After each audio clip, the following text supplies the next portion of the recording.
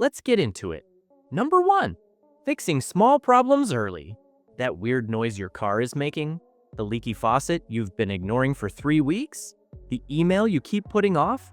Small problems are like tiny cracks in a windshield. Leave them alone, and suddenly you're looking at a $1,000 replacement instead of a $20 fix. Here's the thing. Your brain wants to avoid discomfort, so it convinces you that ignoring the problem is easier than dealing with it. But all you're doing is trading 5 minutes of mild annoyance today for hours of absolute chaos later. Start treating small problems like they're on a timer. The moment you notice something off, add it to a list or handle it right then. Tighten the loose doorknob. Reply to that message.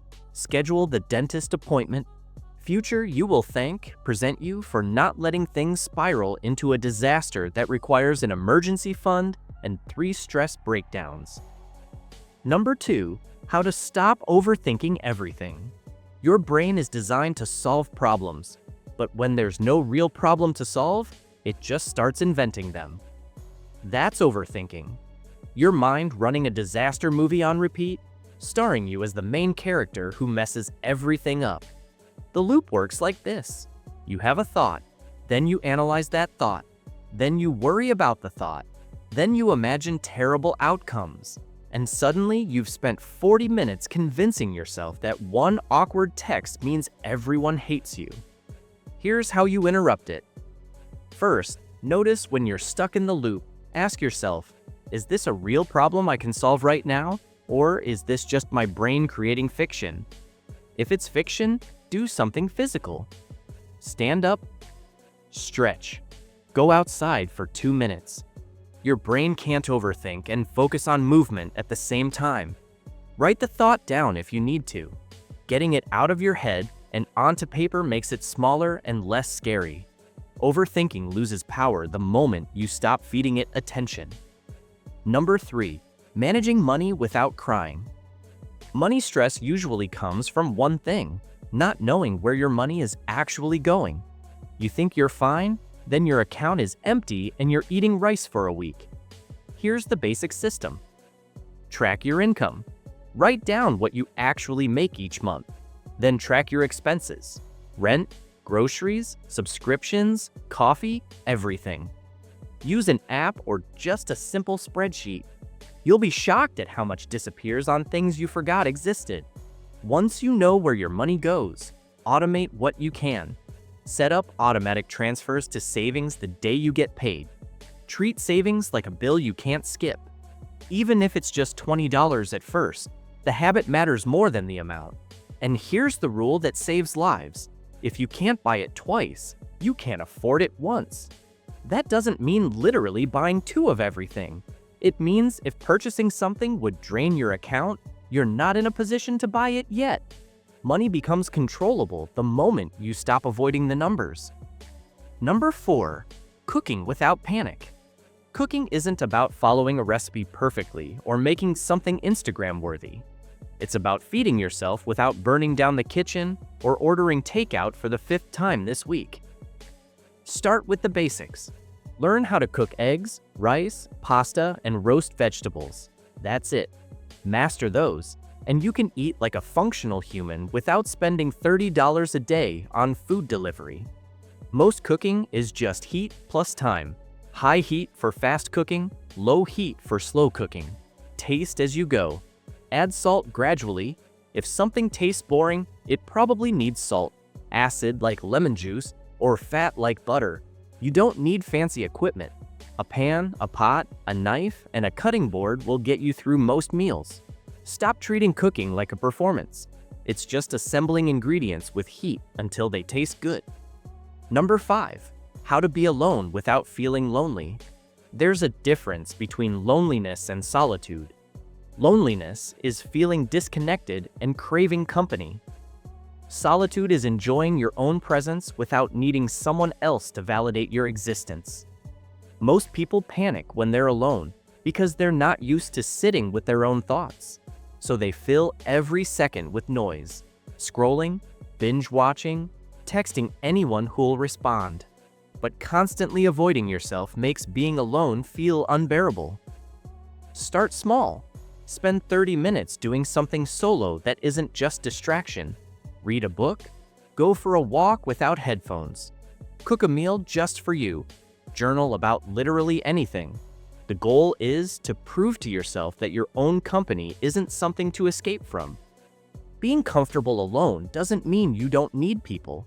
It means you're not dependent on others to feel okay. That's emotional freedom. Number 6. Maintaining friendships like a grown human. Friendships don't survive on good intentions. They survive on actual effort, and that effort doesn't have to be dramatic or time-consuming. Send a random message. Saw this and thought of you. Check in when someone's been quiet. Remember the small things they mentioned last time you talked. Show up when they need you, even if it's just a phone call. Here's what kills friendships: waiting for the other person to reach out first, assuming they're too busy for you, or letting months pass without contact because life got hectic. Friendships fade from neglect, not from conflict. If you mess up, apologize. If something bothers you, say it kindly. Most friendship problems come from people avoiding honest conversations until resentment builds, and the relationship just dies quietly. Treat your friendships like plants. Water them regularly and they'll grow. Ignore them and they'll wither. Number 7. Repairing your stress response. Your stress response was designed for life or death situations, but now it activates when your Wi-Fi cuts out or someone leaves you on red. Your body can't tell the difference between a real threat and a minor inconvenience, so it reacts the same way. Heart racing, breath shallow, thoughts spiraling. The good news? You can train your body to calm down faster. Deep breathing works because it signals to your nervous system that you're safe. Try this. Breathe in for 4 counts, hold for 4, breathe out for 6. The long exhale is key. It activates your rest and digest mode. Move your body. Stress hormones are meant to fuel action, so sitting still while panicking makes things worse. Walk, stretch, shake it out. Anything that burns off the adrenaline helps. Your stress response isn't broken, it's just overactive. Teaching your body to chill out takes practice, but it's one of the most valuable skills you'll ever learn. Number 8. Learning how to think.